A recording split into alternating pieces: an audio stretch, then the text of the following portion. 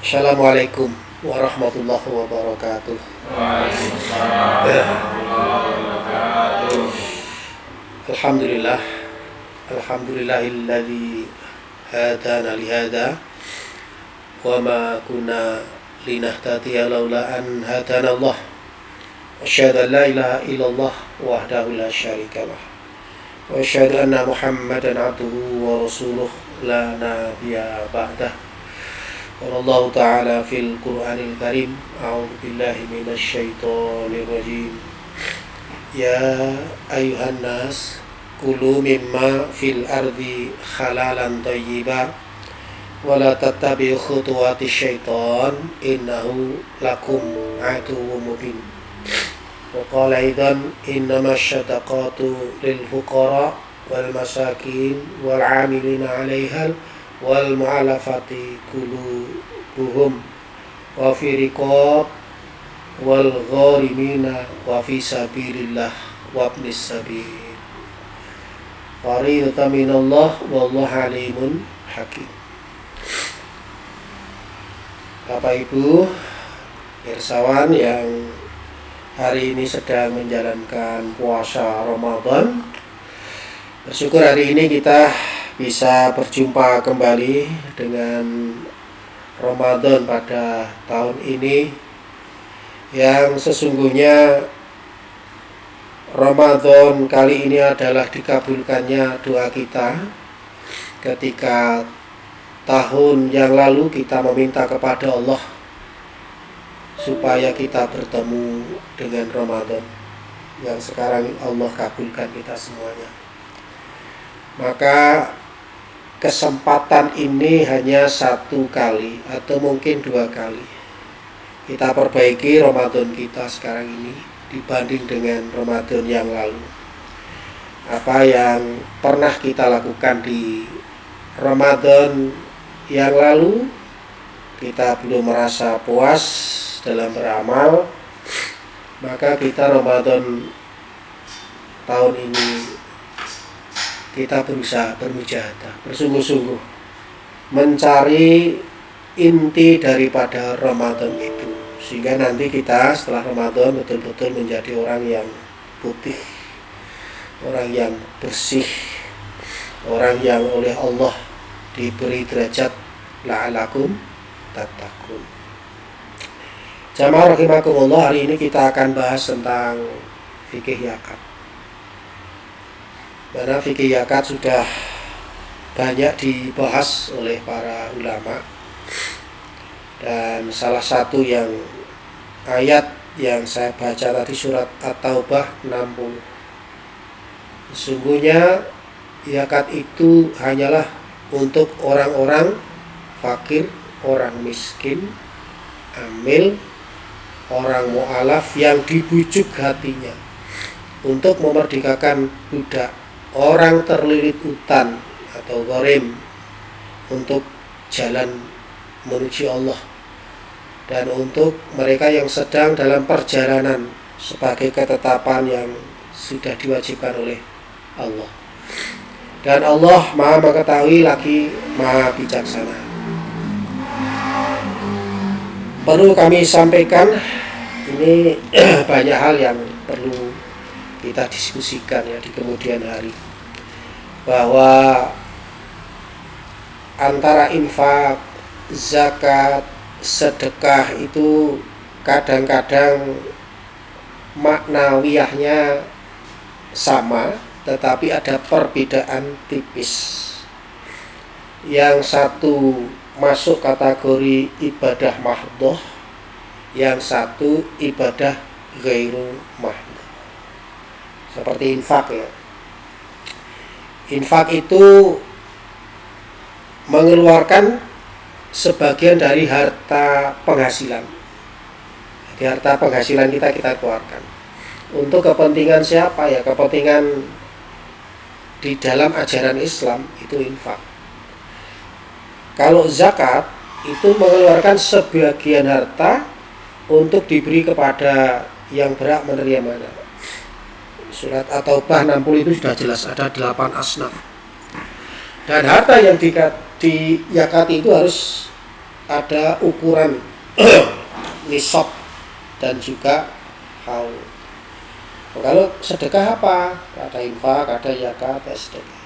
Kalau sedekah itu mengeluarkan sebagian dari harta penghasilan non materi maupun materi untuk kepentingan yang lebih luas, itu sedekah. Berarti zakat beda dengan sedekah dan infak, beda. Bedanya ya tipis karena di situ ada hukum-hukum. Zakat itu kewajiban yang ada ukurannya. Kalau infak sedekah tidak ada ukurannya. Dan tidak semua bentuk harta yang diberikan kepada fakir miskin itu disebut dengan zakat, tidak semua. Sebagaimana sholat, di sana ada rukun dan syarat waktu pelaksanaannya. Ketentuan hadisnya juga jelas dari Abu Daud, jika kamu memiliki 20 dinar dan sudah genap selama setahun, 20 dinar genap setahun, maka zakatnya setengah dinar. Lebih dari itu mengikuti hitungan sebelumnya. Nah, kita ini, maaf, Bapak Ibu sudah pernah berzakat atau belum? Ini jujur loh ya. Dari gaji jenengan sudah pernah dizakati belum? Pernah, berarti gaji jenengan jos tuh. Sudah masuk nisab dan masuk haul. Nah, apalagi ketentuan zakat sekarang yang harganya itu misli, dipersamakan dengan 85 gram emas yang harganya sekitar 3 juta. Ini semakin tinggi, jurang antara si orang yang punya zakat dan miskin itu sangat lebar sekali. Nisab dan haul perlu kita sampaikan. Nisab dan haul itu, bahwa Nabi itu telah menetapkan adanya nisab dan haul untuk zakat mal. Sudah ditetapkan Rasulullah. Siapapun tidak dibenarkan untuk membayar zakat dengan aturan berdasarkan inisiatif pribadi, tidak boleh. Karena ibadah itu wahyu dan bukan berdasarkan inisiatif manusia. Sehingga kalau nanti ada anggota kita membayar zakat, saya akan bayar zakat di sini berapa? 150. Yang perlu diperhatikan adalah dana itu, pokok dari zakat itu dari mana? Oh, dari gaji saya Pak, dihitung. Untuk petugas amin itu menghitung gaji saya berapa, gaji Anda berapa dalam 1 bulan, dikalikan 12. Sudah pernah ditabung enggak gaji tersebut? Kalau belum pernah ditabung, maka zakat mal itu tidak sah dizakati. Kalau nisab itu batas minimal harta yang wajib dizakati. Selama seorang belum memiliki harta 1 nisab, tidak ada kewajiban zakat baginya, tidak ada kewajiban. Maka bayar zakat sebelum nisab itu sama dengan membayar zakat sebelum adanya sebab. Paham ya? Jadi sama dengan bayar zakat sebelum adanya sebab. Para ulama menganalogikan tentang seperti ini, yaitu orang sholat sebelum masuk waktu. Sholat sebelum masuk waktu. Jadi ulama sepakat tidak boleh membayar zakat sebelum memiliki harta 1 nisab. Sekarang gaji manajer sudah ada 16 juta belum? Itu saya hitung-hitung sekitar 16 juta sampai 17 juta. Kalau nanti itu masuk kategori profesi, walaupun profesi itu nanti dikiaskan juga di pertanian.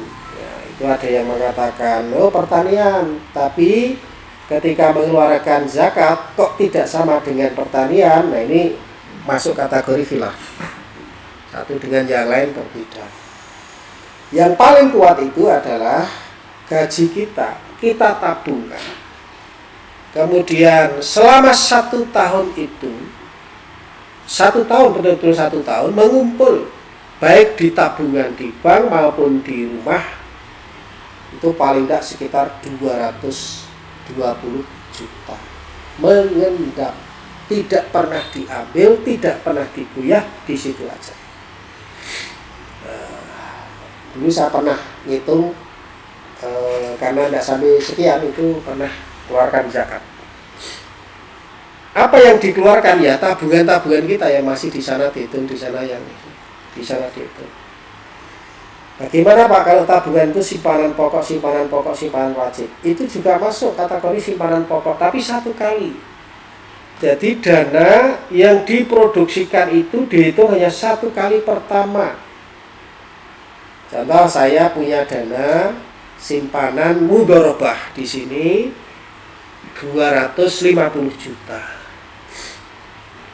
Maka ketika saya sudah nabung di sini 1 tahun, saya kena wajib zakat 2,5%. Setelah itu yang dizakati apanya? Yang dizakati bagi hasil dari mudharabah tersebut yang ditabung. Yang ditabung, yang masih ada. Sehingga ya sesuai dengan nisab, sesuai dengan haul. Dan itu terus ketika bagi hasil itu sudah mengumpul semuanya, 1 nisab, 1 haul, maka wajib dizakati. Bagaimana Pak kalau belum 1 nisab, 1 haul, kalau kita pengen menzakati? Ya seperti tadi, membayar zakat sebelum nisab sama dengan membayar zakat sebelum ada sebab. Sehingga ada ketentuan namanya zakatnya. Ibnu Qudamah itu mengatakan bahwa tidak boleh mendahulukan zakat sebelum memiliki harta 1 nisab. Tidak boleh. Semua tidak ada perbedaan pendapat di ulama yang kami ketahui selama ini dalam hal seperti ini. Jika ada orang yang memiliki harta separuh nisab, lalu dia menyegerakan zakat atau dia bayar zakat 1 nisab, hukumnya memang tidak masuk zakat, tetapi sedekah. Karena dia mendahului hukum sebelum sebab. Mengapa zakat itu sangat ketat? Karena ini zakat ini adalah bagian hak dari pemerintah untuk mengambilnya. Penguasa untuk mengambil siapa saja yang punya zakat sekian. Sehingga pemerintah itu berhak untuk mengambil harta yang sudah 1 nisab, 1 haul. Sehingga ada batasannya. Dengan kata lain bahwa pemerintah tidak boleh sewenang-wenang mengambil zakat kalau belum 1 nisab dan 1 haul. Itu inti hikmahnya di situ. Bagaimana dengan para pegawai-pegawai negeri yang dipotong zakatnya itu? Kami pernah berdiskusi dengan salah satu pengurus Basnas, Pak, itu sebetulnya bukan zakat. Itu namanya infak terikat. Dan salah satu infak terikat itu tidak boleh dipaksa. Harus antar dimingkum satu dengan yang lain. Sehingga di dalam kegiatan potong-memotong itu, kalau tidak ada antar dimingkum, itu masuk kategori tadi.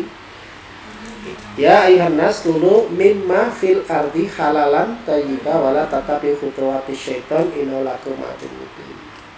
Termasuk yang harta yang tidak halal dan tidak baik. Imbahnya kemana? Ya imbahnya kepada orang-orang yang mengelola zakat. Dan zakat itu pasti ada sesuatu yang bisa menyebabkan mereka itu di dalam spiritual itu, ya maaf ya, itu kurang bagus. Karena itu beda dengan harta. Ketentuan yang lainnya di dalam ensiklopedia fikih dinyatakan tidak ada perbedaan di kalangan ulama itu tentang dibolehkannya membayar kafarah sumpah sebelum adanya sumpah. Syaratnya itu tidak boleh membayar kafarah sumpah sebelum ada sumpah, karena berarti mendahulukan hukum sebelum ada sebabnya, seperti mendahulukan zakat sebelum memiliki 1 nisab dan mendahului sholat sebelum masuk waktunya. Nah itu intinya di situ ketentuan zakatnya. Berarti zakat itu ketat sekali. Tidak sembarangan BNT itu memotong zakat karyawan, tidak bisa. Dan besok kalau infak terikat ya antara dimingkum, yang namanya sedekah infak itu ya dari menuling hati.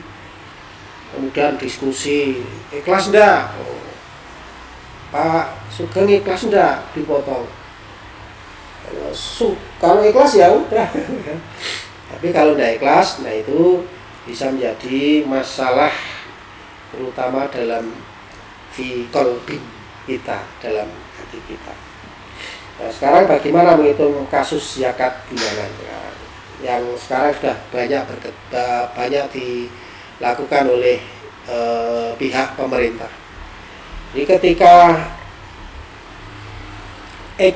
memiliki gaji 5 juta per bulan, monggo ini yang sudah memiliki 5 juta per bulan bisa tunjuk jari. Pak dosen sudah ya 5 juta per bulan. Salah. Nah, secara perhitungan dalam setahun itu pemasukannya berarti kali 60 juta setahun. Nilai di atas sudah satu nisab belum? Ya, belum. Apakah wajib zakat? Tidak. Kok dipotong? Mengikuti aturan mana? Peraturan Basnas. Ya gitu kan? Nah, aturan Basnas sekian itu saya yakin pasti tidak zakat, tapi infak terinfak. Ya. Yang benar bahwa yang dihitung dari zakat itu adalah simpanan yang mengendap dan bukan akumulasi pemasukan. Nah, ini teman-teman, kalau gajian kan potong gaji ya, bunga langsung, ya dah. Bagi yang utang. Nah, ini ada yang mengakumulasikan, pokoknya gajimu sekian bruto belum dipotong ya masuk kategori itu. Nah, tidak begitu. Jadi yang masuk kategori zakat itu adalah sisa dari harta yang harta tersebut sudah tidak dipakai lagi untuk kewajiban-kewajiban pokok. Nah, sehingga orang yang belum memiliki harta sebesar nisab namun tetap membayar zakat padahal belum waktunya membayar, sepakat zakatnya tidak sah. Zakatnya tidak sah. Kalau sedekah ya. Bagaimana zakat profesi? Bagi yang membayar dipotong setiap bulan beranggapan tidak lagi membayar zakat yang sudah dikeluarkan zakat profesinya. Padahal dia punya tabungan di atas nisab tersimpan selama 1 tahun. Ya ini yang dizakati.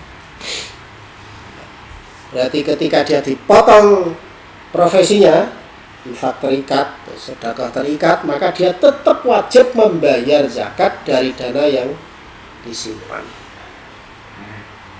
Bagaimana dengan rumah kita? Dizakati tidak? Mobil kita? Tidak dizakati. Rumah tidak dizakati ya. Ya, kalau dipakai kita. Tapi kalau rumah itu digunakan untuk jual beli, berdagang, itu masuk kategori zakat, nanti dihitung betul sesuai dengan zakat perdagangan atau belum ya. Zakat perdagangan itu sama ya. Jadi teman-teman, ini kasus banyak terjadi, maka perlu sekali lembaga keuangan termasuk Baitul Mal Al-Ikhwan itu juga mendirikan seperti konsultan tentang fikih zakat ya, supaya anggota nanti ketika bertanya itu sudah ada dalil yang kuat untuk menjelaskan tentang hal-hal sesuai dengan zakat. Bagaimana dengan orang yang punya hutang? Apakah dia tetap bayar zakat? Jadi menjadi kewajiban bagi seseorang yang memiliki harta yang wajib dizakati untuk berzakat, meskipun ia masih punya hutang. Itu di kitab Majmu' Fatwa wa Ma'lamat Mutawaih Syekh Abdul Aziz bin Baz. Jadi Syekh Utsaimin menjawab seseorang yang wajib dari harta yang dizakati, yang Karena dalil zakat itu adalah umum, tidak terkecuali yang mempunyai hutang. Ya tetap bayar zakat kalau sudah senisab. Tetapi kalau hutangnya itu sudah jatuh tempo, maka yang didahulukan adalah membayar hutang yang sudah jatuh tempo. Lalu orang, wah gimana saya pengen zakat ya, lebih mulia membayar hutang yang sudah jatuh tempo dibanding dengan zakat. Kalau ada sisanya sesuai dengan nisab. Kemudian zakat dan penyimpangannya perlu kita hati-hati ya. Menurut Undang-Undang Zakat pasal 37 itu ada beberapa hal yang perlu kita mengetahui ya. Bahwa siapa saja yang sengaja melawan hukum tidak mendistribusikan zakat sesuai syariah, sanksinya pidana maksimal 5 tahun yang tidak bayar zakat dan denda maksimal 500 juta. Ini dilihat dari sekian ini, ditanya semua. Saya pun ditanya, Mas Rama boleh menanya saya, nanti menanyakan juga di pengawas yang lain. Kalau ditanya, Pak gaji panjenengan berapa jumlahnya? Boleh Pak. Oh sekian. Nah, berarti berkewajiban bayar zakat. Kemudian lagi, setiap orang yang dengan sengaja dan melawan hukum menjaminkan, menghibahkan, mengambil zakat dengan maksud dimiliki atau perbuatan lain yang diatur dalam pasal 37 tadi ya, Undang-Undang pengelolaan zakat itu sanksinya 5 tahun penjara dan maksimal 500 juta. Jadi termasuk kita menampung zakat, tetapi zakat itu dimiliki oleh kita, tidak disalurkan, itu masuk kategori ini. Orang yang menahan zakat itu hukumnya dosa. Maka zakat itu harus segera dibayarkan. Batas waktunya kapan Pak? Setahun. Lebih dari setahun dosa ini. Kemudian amil. Ini yang amil sinten? Sudah ada ditunjuk?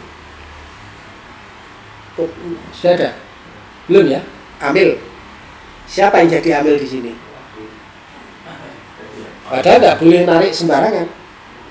Jadi setiap petugas amil yang melawan hukum, mengumpulkan, mendistribusikan atau mendayagunakan zakat tanpa izin pejabat berwenang itu mendapat sanksi termasuk maksimal 5 tahun penjara dan maksimal 500 juta. Maka perlu amil ini di sini dibentuk. Siapa pimpinan amil di sini? Boleh kami mengambil ketua BMT, boleh aja Pak, asalkan ada rekomendasi dari penguasa.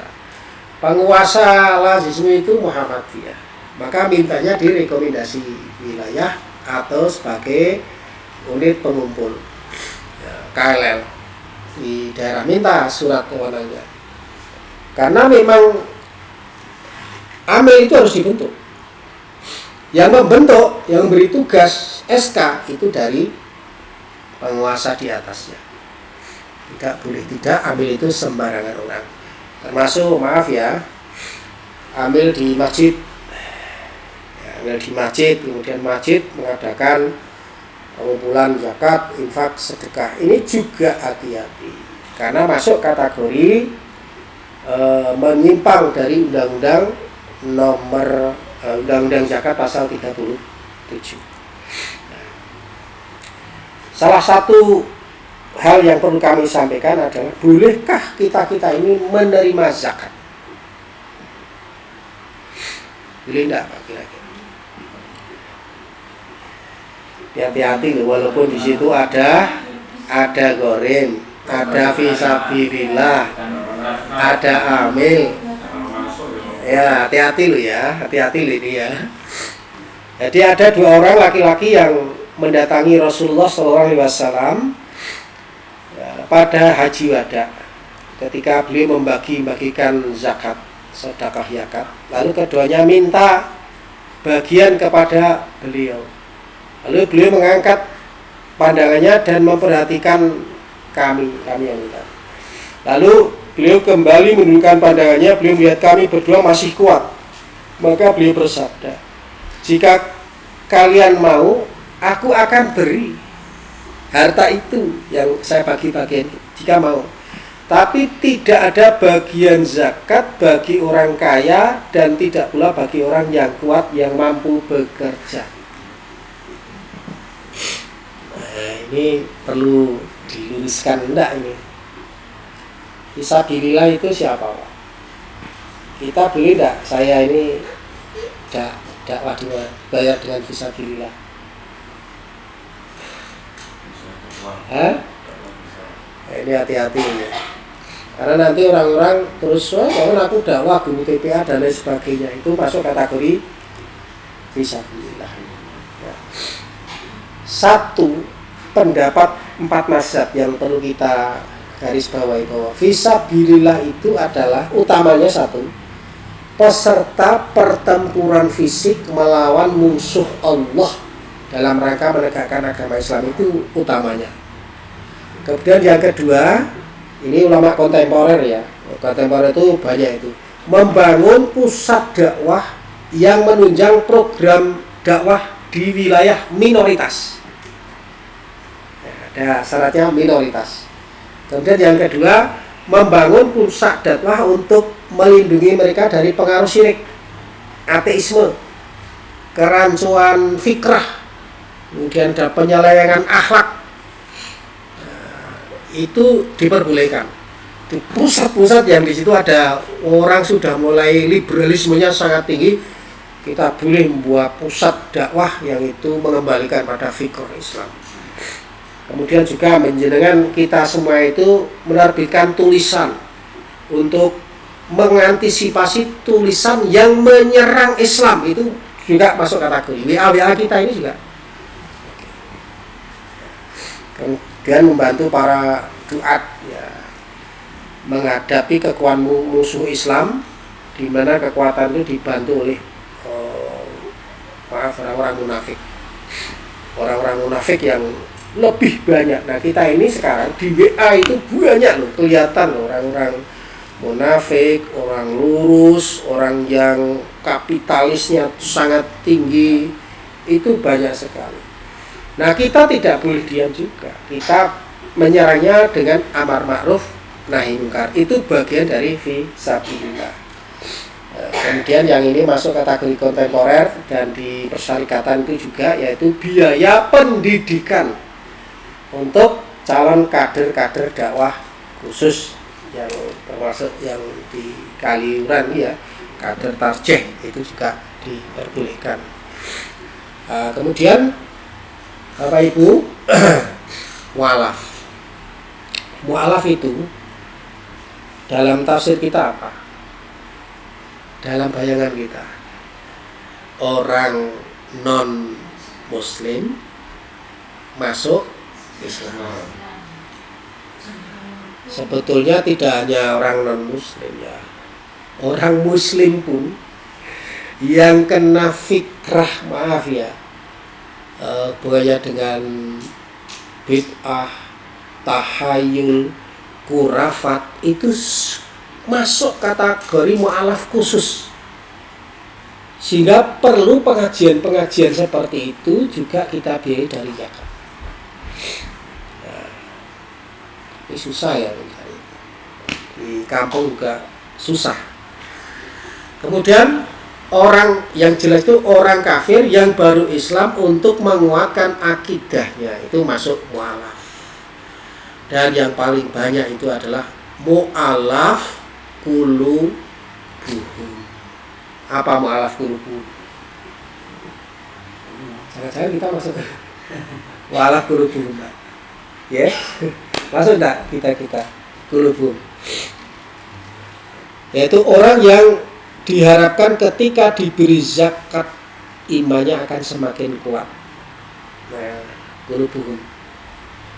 Jadi orang yang sering meremehkan sholat, lalai akan zakat, lalai puasa, orang kaya tapi tidak mau haji, itu masuk mu'alaf qulubuhum. Pengen sekali dadani keislamannya, itu masuk mu'alaf qulubuhum. Nah, sehingga banyak Pak ini yang teman-teman haji yang saya pernah ketemu dulu di tahun 2011, baca Al-Quran tidak bisa, tapi orangnya kaya. Nah, orang-orang seperti itu pengen membaca Al-Quran, pengen belajar agama, kita beri dia bagian dari zakat. Bapak Ibu rahimakumullah, perlu kami sampaikan hal-hal yang sifatnya persyaratan amil ya, kalau kita mau pengen dadani. Yang mu'alaf itu jangka waktunya gimana ya? Mu'alaf tidak ditentukan jangka waktunya ya. Jadi kalau memang sudah mereka itu sudah kuat, ya kita hentikan. Artinya justru mereka menjadi muzaki gantian.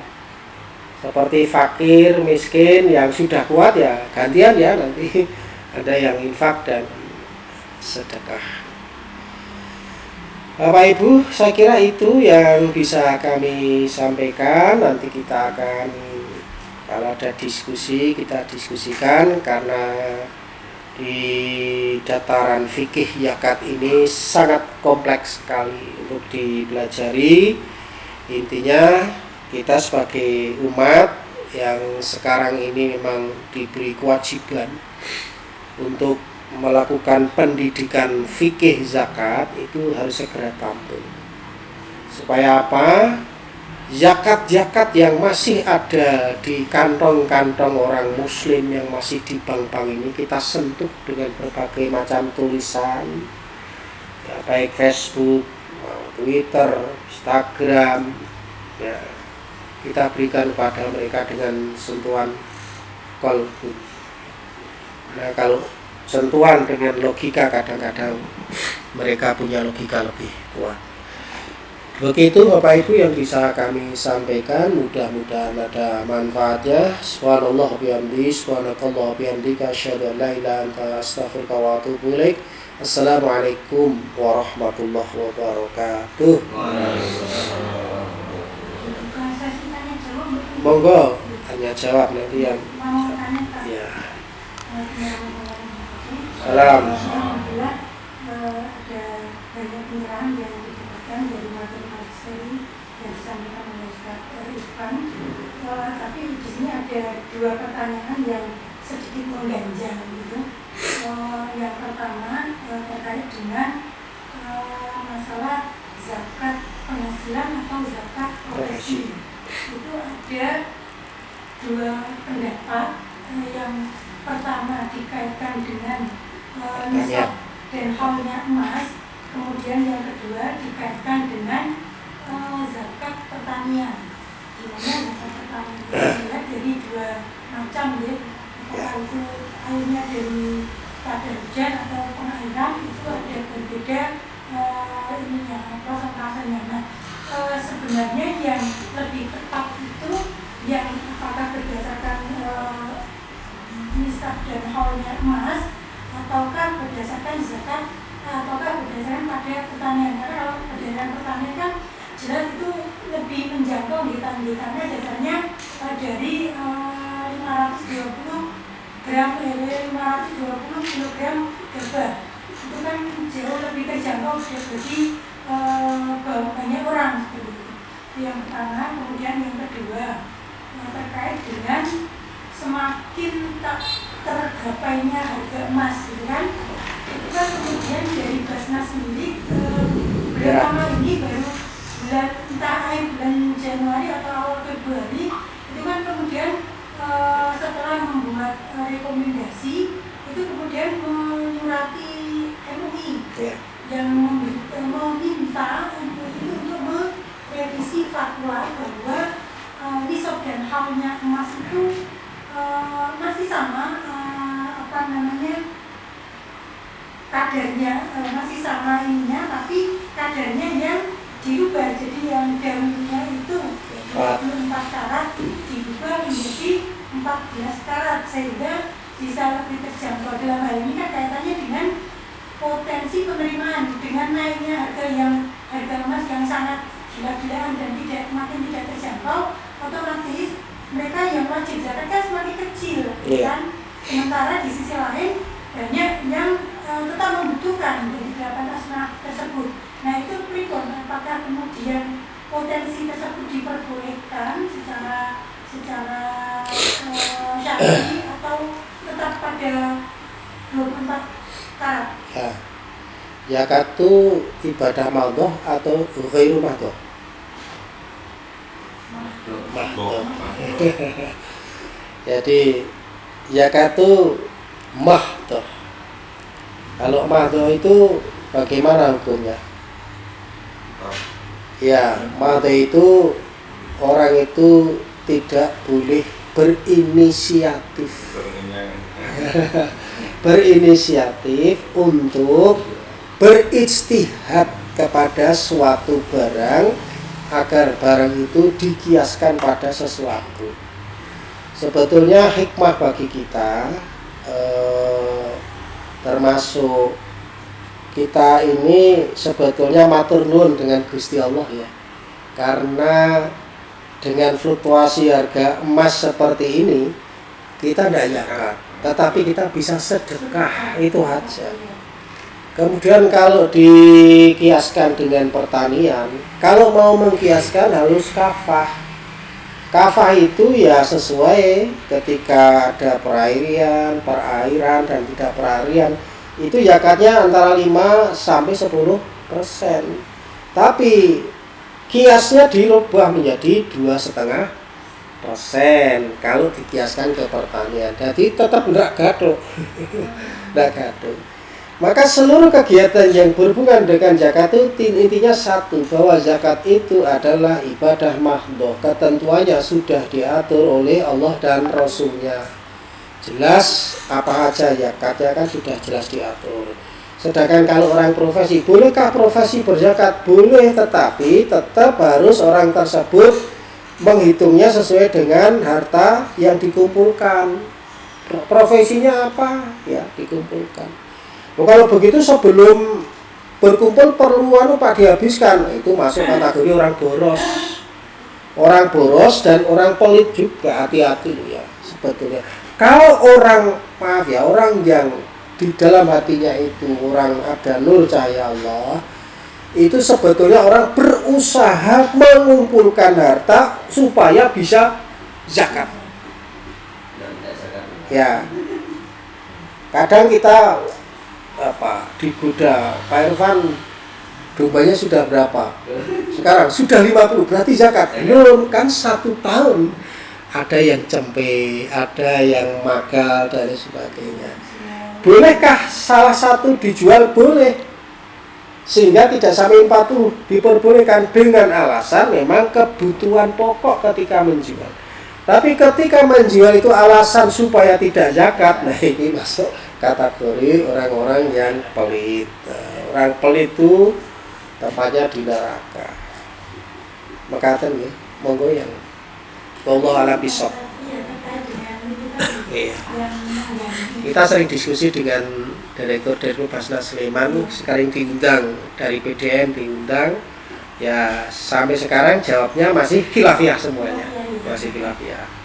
Dan belum ada yang berani mengatakan yes, belum ada sampai sekarang ya. Karena memang itu. Itu kan kemudian versinya karena nggak diatur itu kan hanya nisab dan haul. Iya. Karatnya itu kan nggak diatur. Nah, karatnya belum. Ya. Kalau saya dulu karatnya 24 karat ya. Ya. Tadi bisa dilihat tadi disebutkan bahwa untuk dakwah di daerah tertinggal minoritas dan sebagainya. Artinya saya tadi mengatakan penerimanya artinya bukan ke orang atau begitu, tapi lembaga atau tujuan atau bangunan atau lembaga pendidikan sebagainya. Apakah memang penerima zakat itu boleh suatu lembaga karena perorangan? Iya. Di mazhab pendapat ulama kontemporer ya, yang saya baca ini tidak hanya terbatas pada seseorang fisik, tetapi juga boleh diberikan kepada lembaga pusat dakwah yang orang-orangnya di dalamnya itu memang sudah orang-orang yang kuat.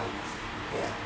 Sehingga contoh aja ya, di sini itu sudah orangnya sudah tidak memerlukan lagi uang, tidak memerlukan lagi ya. Pada bayar zakat semua harus apa ya. Tetapi pengen sekian orang ini membangun pusat dakwah yang ada di daerah Nabiri atau mana. Ini oleh ulama kontemporer itu diperbolehkan ketika sudah tidak ada lagi perorangan yang menerima zakat. Nek masih ya kaya Mas Rahmat itu ya dikei ndak apa-apa sebagai fisabilillah. Cari mubalik itu sekarang susah. Susah Mbak sekarang. Nek mubalik boleh kan banyak, tapi mubalik betul yang lurus itu kan susah. Maka perlu diperhatikan. Di sini sudah ada rekening fisabilillah. Nanti Pak Yitno itu disiapkan fisabilillah.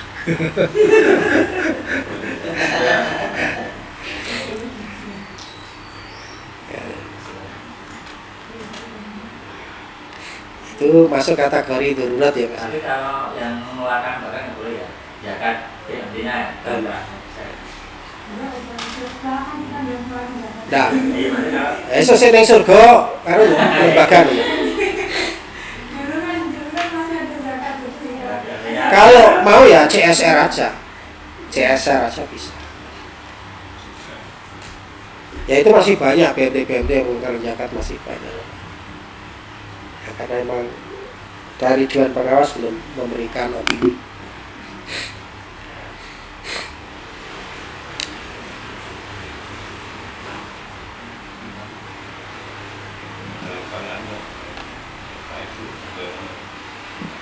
Nah, 9 menit ya.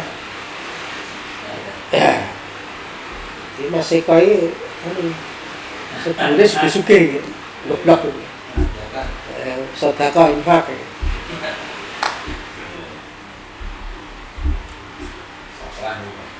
Ya, besok terang. Bardodo ketemu. Iya.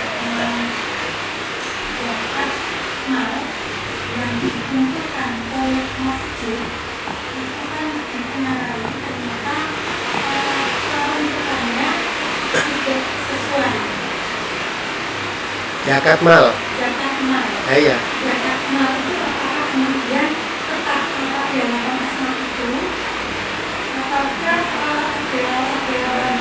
apa namanya diperbolehkan oleh yang lainnya? Infak itu ya.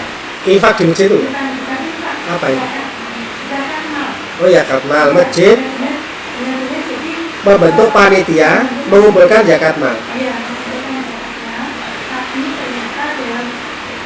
Pentasarufannya ya.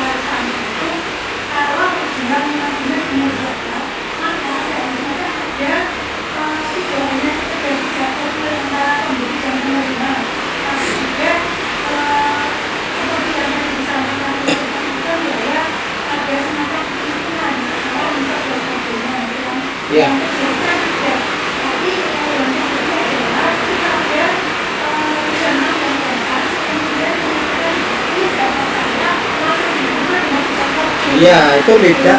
Kalau untuk zakat tidak dibolehkan. Zakat itu harus jelas ini zakat dari mana. Selama tidak jelas, masuk kategori gharar zakatnya. Sehingga ya kita kalau mau jadi petugas harus jelas ini zakat apa Pak? Zakat mal dari apa? Dana tabungan atau dari apa itu harus diperjelas. Nah kita petugasnya ya bila perlu kita nanti mengadakan kursus amil masjid-masjid. Dulu Surya Amanah pernah ngundang. Dan ternyata banyak yang wah, kamu Pak memang kita sudah banyak kekeliruannya. Karena banyak zakat terkumpul kemudian disalurkan ke 8 asnaf. Ternyata bukan zakat, setelah kita ganti itu sedekah atau infak biasa. Termasuk muhajirin ya.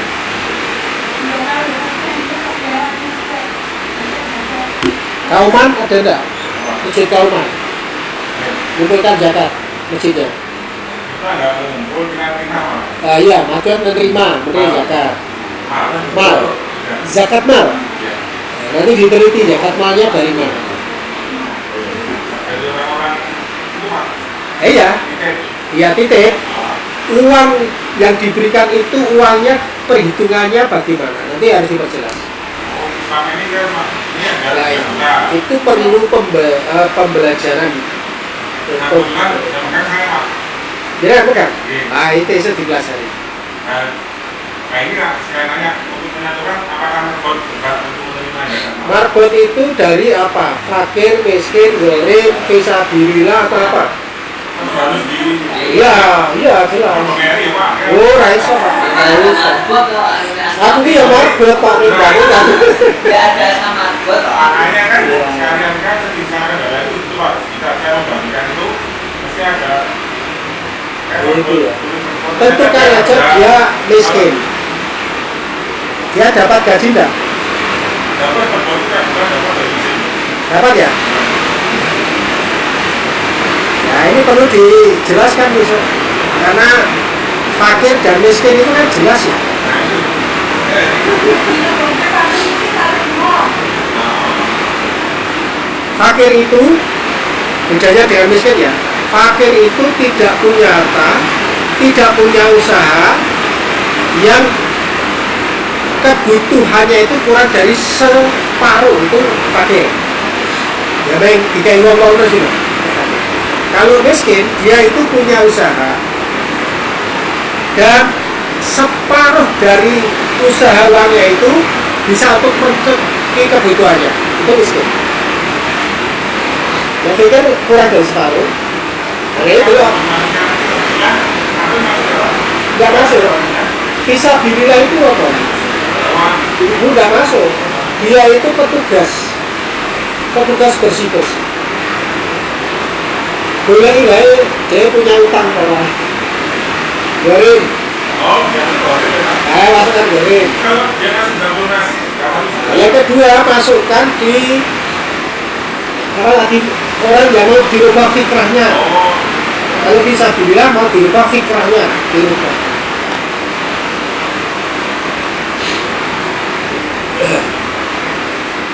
Kalau saya tadi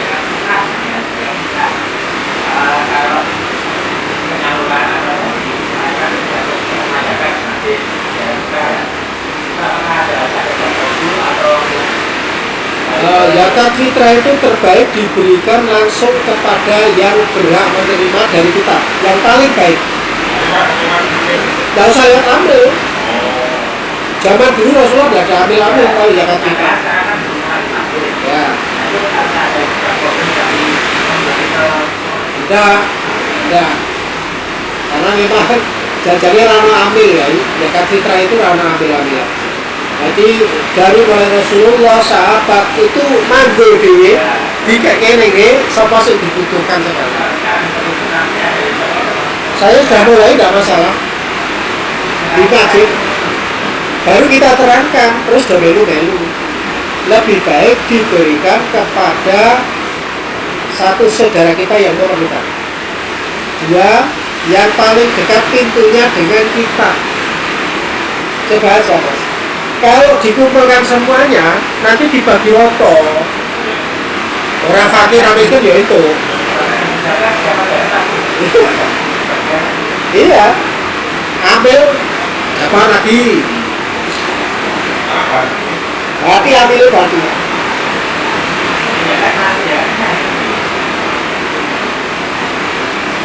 Halo. itu kan jadi kelihatan ternyata nama masih tidak boleh terima atau harus Gitu kan? ya kalau saya banyak yang berjalan kita itu kemudian juga Diterima daripada penyakitan, ya, larangnya hati cek ke wong liyane. Lah ya tahu dikai kok. Jadi bisa bililah dianggap bisa bililah, kote-kote dikai kok. Kayak gimana?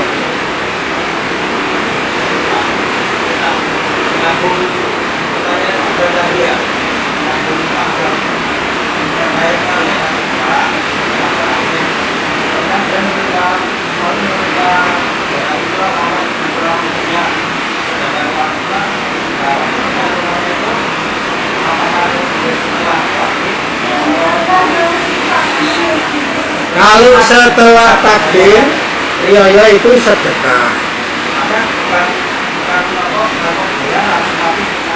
Penyalurannya kan. Sama juga penyalurannya. Hati-hati.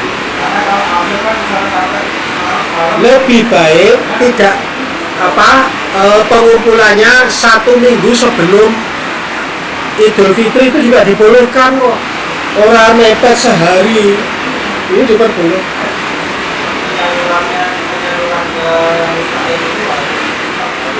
Ya, karena memang fikihnya seperti itu.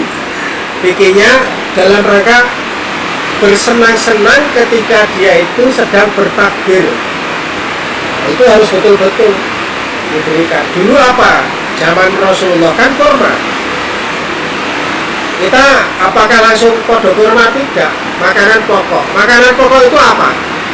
Beras bisa, telur bisa, gandum bisa, susu bisa. Sehingga paling pas itu kita sendiri yang menyalurkan, tukoke beras, tukoke mie, tukoke telur diberikan kepada fakir miskin. Ini orang umum ya ini ya. Belum umum. Hah? Ya?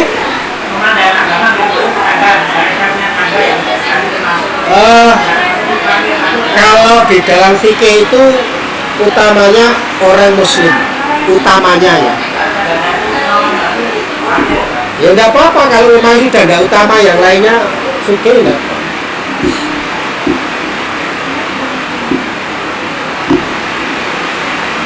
Ya kita mulai dari kita lah sekarang, dibenarkan. Jadi kan ayatnya kan jelas, wa idza qila lahum tabi'u ma anzalallahu qalu bal nattabi'u ma alfaina alaihi aba'ana awalau kana abauhum la yaqiluna syai'a wa la yahtadun. Dadi nek kowe bali kaya Kanjeng Nabi Gusti Allah. Dia jawab, wah aku nenek moyang aku do ngene iki kok mbiyen. Aku ora gelem main gitu ya. Itu sama sekarang. Tugas kita itu mentasdidkan kembali, memurnikan kembali, sehingga bentuk zakat, sedekah, infak itu ada nuansa kolbunya itu loh. Orang hanya sekedar ritual aja.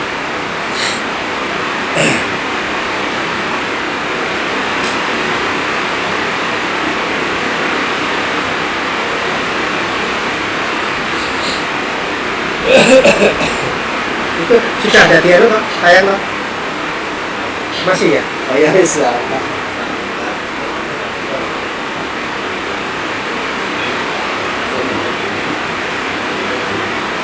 Kita satu.